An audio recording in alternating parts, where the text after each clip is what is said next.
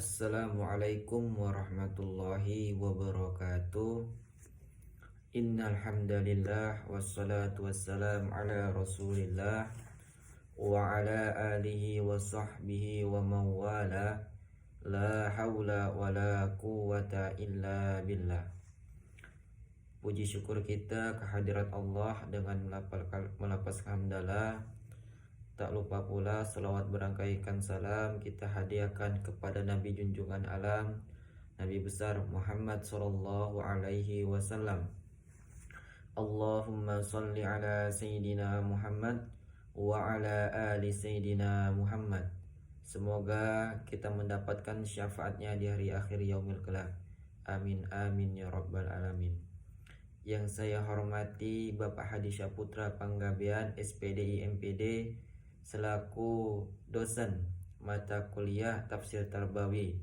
Saya atas nama Bobi Rizky Nugraha, NPM 2110110025. Saya akan menyelesaikan atau mengerjakan tugas yang diberikan oleh Bapak dosen, membuat video yang berjudul Strategi Pendidikan dalam Al-Quran dan Metode Pendidikan dalam Al-Quran. Mengenai pendidikan, seberapa pentingkah pendidikan itu? Tentu saja jawabannya sangat penting. Karena apa? Di zaman sekarang ini, di zaman modern ini, pendidikan itu sangat dinomorsatukan. Karena apa? Ketika kita tidak mempunyai pendidikan, kita akan dianggap sebelah mata atau dipandang sebelah mata oleh orang lain. Karena apa? Ketika kita tidak berilmu, itu kita sangat rendah derajatnya. Sebagaimana dalam hadis Nabi, thalabul ilmi faridatu ala kulli muslim. Menuntut ilmu itu hukumnya wajib bagi setiap muslim. Mungkin tidak semua orang menganggap pendidikan itu penting. Dia hanya menganggap pendidikan ini hal yang biasa. Karena apa? Karena dia tahu tidak semua orang yang sukses itu orang yang berpendidikan. Memang skill itu diperlukan, cuman kita harus berpendidikan juga. Karena apa? Pendidikan itu nomor satu. Jadi dia lebih memilih anaknya ini tidak melanjutkan pendidikan. Ada yang bekerja, bahkan ada yang nikah muda. Ketika kita mempunyai pendidikan yang layak dan pendidikan yang bagus, apabila kita sudah mempunyai keluarga, kita lebih mudah mendidik keluarga kita itu dengan hal-hal yang baik, tidak asal hidup aja. Dan kemudian apabila kita menjadi seorang guru itu kan memang tugasnya pendidik, mengajarkan kepada peserta didik. Kita harus bisa mengajarkan atau mendidik dengan cara-cara yang membuat mereka itu tidak cepat jenuh dengan apa yang kita ajarkan dengan mereka. Memang ada sebagian orang menganggap pendidikan itu tidak penting, tapi tanpa kita sadari pendidikan itu juga penting. Karena pendidikan itu tidak harus kita dapat dari sekolah, di lingkungan keluarga, atau di dalam rumah. Kita juga butuh pendidikan. Kita butuh dididik dari orang tua kita. Kalau kita tidak dididik dari orang tua kita, mungkin hidup kita bisa kehilangan arah.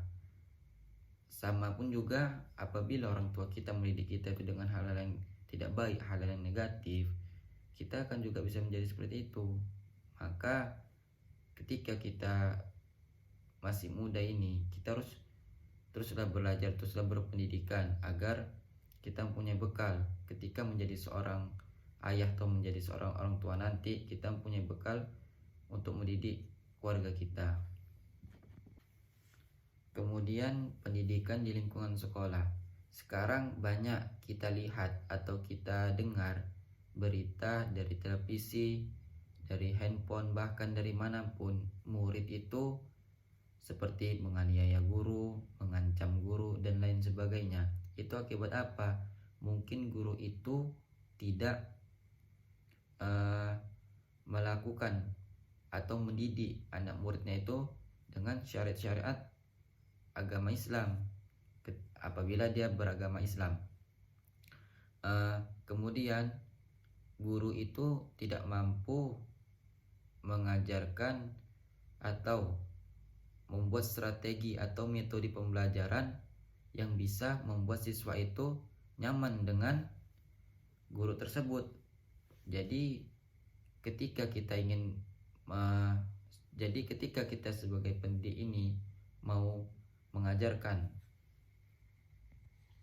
kepada para peserta didik, kita juga harus mempunyai strategi dan metode. Tidak ada asal-asalan saja, nanti akan mengakibatkan seperti itu tadi, yang murid melawan guru dan lain sebagainya. Terutama pendidikan di lingkungan rumah. Banyak orang tua yang ingin mempunyai anak yang soleh dan soleha, tetapi dengan salah mendidik, anak itu menjadi susah diatur, kemudian bengal dan lain sebagainya. Maksudnya salah mendidik di sini, apa yang orang tuanya inginkan itu tidak sesuai dengan apa yang anaknya inginkan.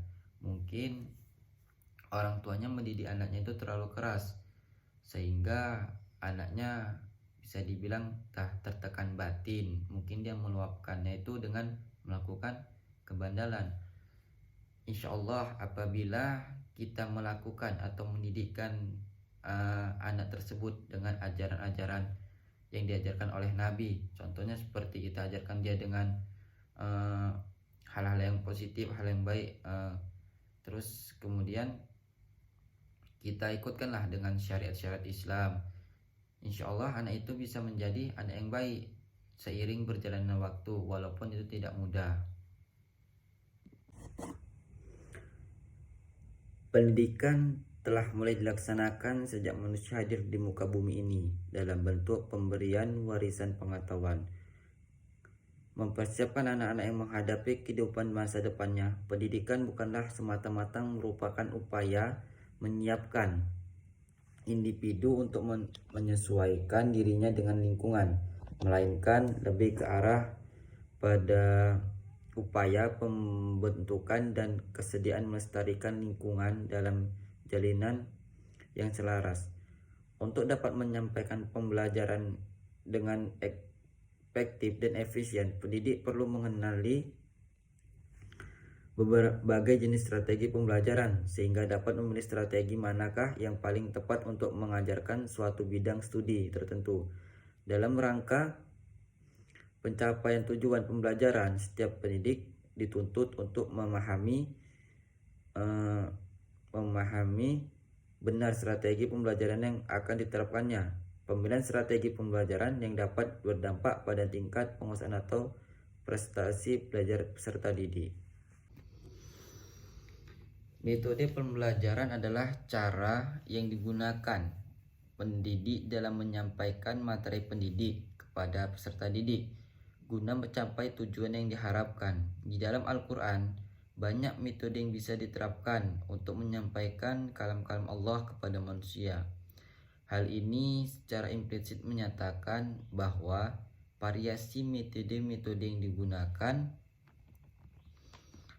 akan membentuk peran yang sangat penting. Maka metode-metode verbal yang terdapat pada Al-Quran akan memberi petunjuk pengajaran di sini. Di antara metode-metode itu adalah metode cerita, kemudian metode ceramah, metode diskusi, tanya jawab, dan dialog, metode penyadaran, metode pemberian ganjaran dan hukuman, dan metode keteladanan. Secara umum, strategi mempunyai pengertian suatu garis besar haluan untuk bertindak dalam usaha mencapai sasaran yang telah ditentukan. Strategi pembelajaran dalam perspektif Al-Quran menggambarkan ada dua cara Allah Subhanahu wa Ta'ala mengajarkan manusia, yaitu yang pertama pengajaran secara langsung yang disebut wahyu atau ilham, kemudian yang kedua pengajaran tidak langsung. Cara yang terakhir ini berarti Allah mengajarkan manusia melalui media, yaitu suatu fenomena alam yang diciptakan. Dalam pembelajaran, dengan menggunakan strategi dan metode pembelajaran yang tepat, dapat meningkatkan kualitas pembelajaran dengan baik. Sebagaimana judul kita tadi, strategi pendidikan dalam Al-Quran dan metode pendidikan dalam Al-Quran. Yang pertama yaitu strategi pendidikan dalam Al-Quran. Mungkin hanya ini yang saya dapat jelaskan atau saya sampaikan mengenai materi tersebut. Apabila ada kekurangan, saya mohon maaf. Saya tutup dan saya akhiri. Wabillahi taufiq wal hidayah. Wassalamualaikum warahmatullahi wabarakatuh.